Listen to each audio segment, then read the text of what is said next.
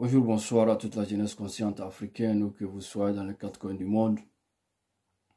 Recevez ici l'expression de nos salutations les plus fraternelles. Camarades Kalafou du MPR français FA depuis Australie. Ça faisait un moment dû aux activités professionnelles. Aujourd'hui, en Malien et en panafricain convaincu, l'actualité nous oblige de nous exprimer sur les questions de défense et de sécurité, sur les récents développements de la crise multidimensionnelle qui secoue le Mali depuis bientôt une décennie, et aussi sur le coup d'État intervenu en Guinée. Et par ricochet, je parlerai de la CEDEAO et de l'Union africaine. Leurs implications dans tout ce qui se passe actuellement en Afrique de l'Ouest. D'entrée de jeu, je tiens à saluer et à encourager les autorités de la transition malienne qui, depuis l'amorce du processus de rectification de la trajectoire de la transition qui a commencé avec l'éviction de Bandao, qui était devenu entre-temps l'homme de main de la France. Depuis ce moment, la transition malienne redonne espoir. Il redonne beaucoup d'espoir au peuple malien. Une transition qui se bat pour rehausser la dignité du peuple malien. Le peuple malien a besoin de sécurité. Le peuple malien a soif de sécurité.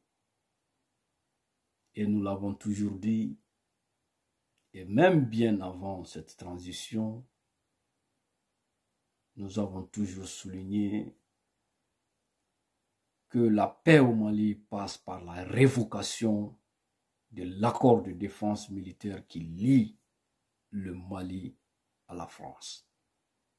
C'est un accord unique qui lie les pieds et les mains de l'armée malienne.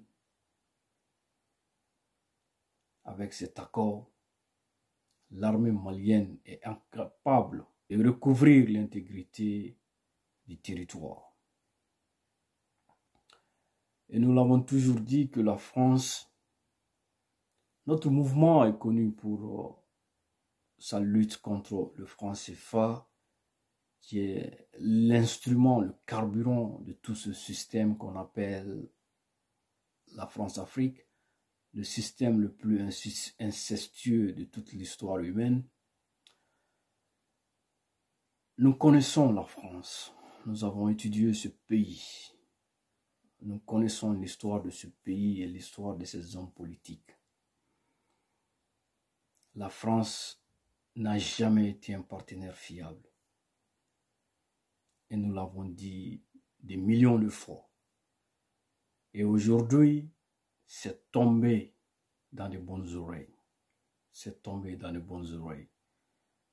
Les actions qui se passent aujourd'hui à Bamako, notamment la révision de l'accord de défense, la révision, c'est encore un terme poli et diplomatique. Ce que Bamako veut, c'est la révocation pure et simple de l'accord de défense militaire avec la France. Et aujourd'hui, nous assistons tous à ce rapprochement entre les autorités de la transition malienne et la Russie. Toute cette communication que nous avons vue cette semaine, ces derniers jours, moi je dirais tout simplement c'est du n'importe quoi. Toute cette campagne de dénigrement des forces Wagner, c'est du n'importe quoi. Ce qui est essentiel, il y a une question essentielle à tout ça, c'est de se poser la question, pourquoi aujourd'hui les Maliens vont chercher Wagner, une société privée comme ils l'ont tant dit. C'est de se poser cette simple question. Pourquoi? Pourquoi pourquoi les autorités maliennes vont chercher des mercenaires pour venir combattre les terroristes? Pourquoi?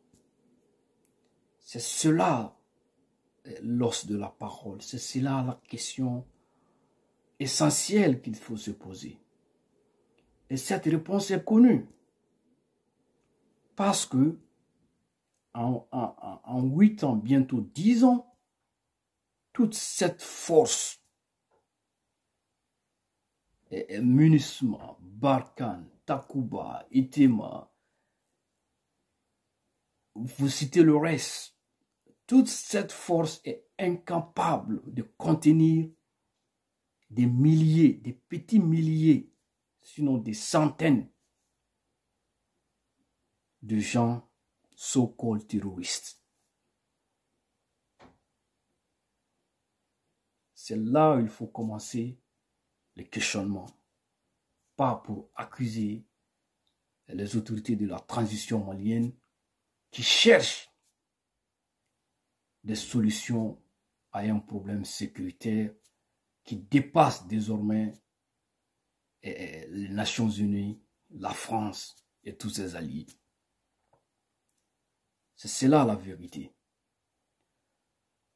Donc, quand la CEDEAO, quand l'Union africaine, quand les Nations Unies, MINUSMA, quand la France, quand toutes ces forces ont échoué de contenir la crise, donc les autorités maliennes, en patriotes convaincus, sont obligées de se faire des alliés en qui elles peuvent avoir confiance. La France n'a cessé de chanter les autorités de la transition malienne. À chaque fois, c'est cette rhétorique. Nous allons retirer nos militaires, nous allons retirer nos troupes, nous allons baisser les nombres de nos militaires. C'est cette rhétorique récurrente que nous attendons tous les jours. Donc, les autorités maliennes sont obligées de se préparer. La France a arrêté sa coopération militaire avec le Mali pendant un moment. Elle a arrêté par elle-même et après, elle a repris par elle-même. Donc, un partenaire à qui on ne peut pas faire confiance, on ne peut pas mettre tous ses œufs dans les paniers de ce partenaire. Donc, personne ne peut aujourd'hui accuser les autorités de la transition malienne de faire alliance, de signer des contrats avec n'importe quelle société paramilitaire. Et puis, pour ceux qui connaissent ce milieu de paramilitaires, nous avons Black Rota. Ça, c'est une société qui a été déployée en Irak et qui a signé des contrats avec le gouvernement américain par le passé. Aussi, quand nous regardons la Centrafrique, c'est le groupe Wagner qui est en Centrafrique. Et nous apercevons qu'il y a un début de solution à leurs problèmes sécuritaires. Donc, on ne peut pas dire que ces gens-là sont bons à rien. On ne peut pas le dire. Et aussi, il faut faire très attention avec l'intoxication, les fake news. Ils disent que le Mali va payer 6 milliards par mois et ces gens-là, ils vont bénéficier de 2 mines d'or. C'est pas vrai. C'est pas vrai. Ils vous feront avaler du n'importe quoi pour combattre la transition malienne. C'est ça leur vœu. Et aujourd'hui, les ennemis de la transition malienne sont nombreux, sont très nombreux. Pas seulement la France. La France a activé tous ses pions en Afrique et dans le reste du monde. Nous avons beaucoup d'ennemis internes tapis à l'intérieur du Mali. Et pour la plupart des cas, ils sont politiciens. Ils sont politiciens. Et pour certains, ils se cherchent parce que la transition vient d'ouvrir les dossiers de corruption. Thanks for that. Et l'incarcération de gens considérés jadis des intouchables. Et tous les fonds de ces personnes sont aujourd'hui apportent leur contribution à ce projet de vilipender la transition malienne. Le problème, pour ceux qui réfléchissent, le problème, c'est la France. Tant que une décision ne vient pas de la France, elle n'acceptera pas autre chose au Mali. C'est comme ça au Mali et partout ailleurs en Afrique à la francophone. La France veut rester la reine, celle qui détient toutes les cartes. Et elle sait compter sur plusieurs ennemis tapis à l'intérieur de nos pays. À la transition malienne, il faut faire attention, signer ce contrat et commencer l'exécution de ce contrat le plus rapidement possible. La France, quand elle dit « je vais partir », après elle vient, elle temporise. La France ne fait que tuer le temps. Elle ne partira jamais du Mali. La France sait ce qu'elle perd en quittant le Mali. Elle le sait. La France est au Mali pour protéger ses intérêts géostratégiques et économiques. Elle ne partira jamais. Le Mali n'est pas un pays pauvre. Il a été très longtemps pauvrement géré, mais ce n'est pas un pays pauvre. Un pays grand comme le Mali, sont riches, très riches en ressources naturelles.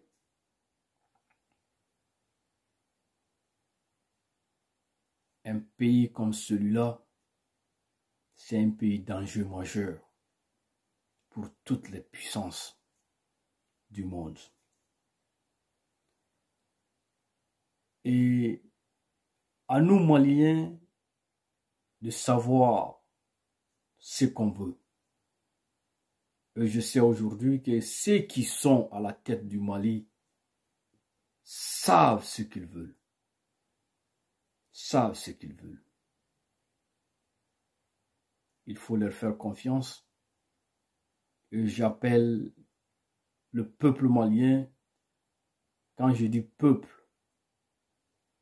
je parle de la partie saine de la population. Pas ces hommes d'affaires corrompus ou ces politiciens corrompus jusqu'à la moelle épinière qui sont prêts à tout pour s'enrichir sur le dos du bas peuple. Il faut leur barrer la route. Le Mali ne s'arrête pas seulement à Bamako. Ces politiciens véreux qui sont sur les médias tous les jours. Il faut faire les élections, il faut faire les élections. Nous savons pourquoi vous voulez les élections tout de suite. Ça a toujours été ainsi. Vous volez de l'argent et vous faites des deals, vous êtes des dealers, vous faites des deals avec le nouveau président qui arrive et vous n'êtes jamais jugé. Jamais.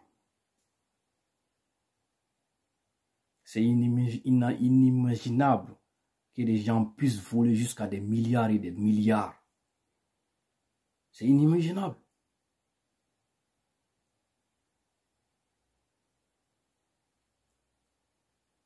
Nous avons tous intérêt à ce que la transition soit prolongée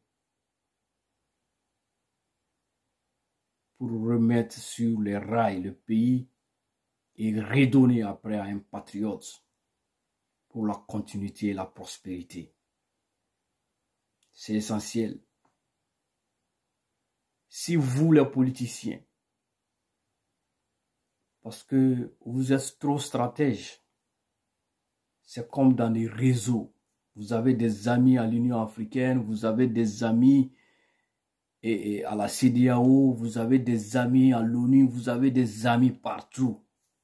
Vous activez tout ça. Et si par malheur, vous précipitez les choses, vous pourrez devenir président. Mais sachez que vous ne terminerez pas vos mandats. Les mêmes causes produisant les mêmes effets, vous serez aussi chassé du pouvoir. Donc pour éviter ça, laissons la transition faire son travail. Si ça doit prendre une année, c'est bon. Si ça doit prendre des années, c'est bon.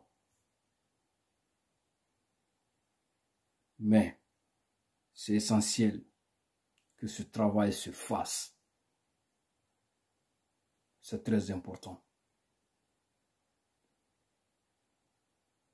Par rapport à la CEDEAO et à l'Union africaine, ces deux institutions ne font pas assez pour le peuple africain. Je pense sincèrement qu'il faut une refonte de ces institutions, il faut réformer ces institutions à 100%. Ce qui est arrivé récemment en Guinée est la suite logique du laxisme des dirigeants de la CEDEAO. En acceptant Alpha Condé de tripatuer la Constitution, de se représenter pour une troisième fois, et nous connaissons tous la suite. La CEDEAO doit cesser d'être un club de présidents et devenir tout simplement une organisation représentative des peuples africains, des peuples d'Afrique de l'Ouest. C'est très important. La chute de la France, ça a commencé et je ne parlerai pas du contrat du siècle qui est devenu aujourd'hui le casse-tête du siècle. Les Australiens ont trouvé meilleure qualité que ce que la France propose. Et ils ont annulé leur contrat. et ce n'est que du bon sens. C'est important que chacun comprenne que dans les relations entre les pays, ce qui compte, c'est les intérêts. C'est les intérêts. Et c'est pourquoi j'apprécie aujourd'hui le rapprochement des autorités maliennes avec la Russie. Peu importe ce que les gens diront, des choses seront toujours dites. Mais il faut poursuivre ses intérêts. Il faut poursuivre ses intérêts. La France ne fait pas notre affaire, il faut la laisser. Et continuer avec d'autres. C'est cela. Pas de sentiment. Il faut poursuivre ses intérêts. L'intérêt de ton pays. C'est ça le plus important. Et tout le reste compte peu. Il y aura toujours des coups d'État en Afrique tant que nous aurons des dirigeants imposés par l'extérieur. Tant qu'on aura des dirigeants dictateurs faisant tout pour rester au pouvoir. Et tant qu'on aura des dirigeants inconscients et insouciants à la pauvreté et à la misère de leur population, il y aura toujours des coups d'État en Afrique.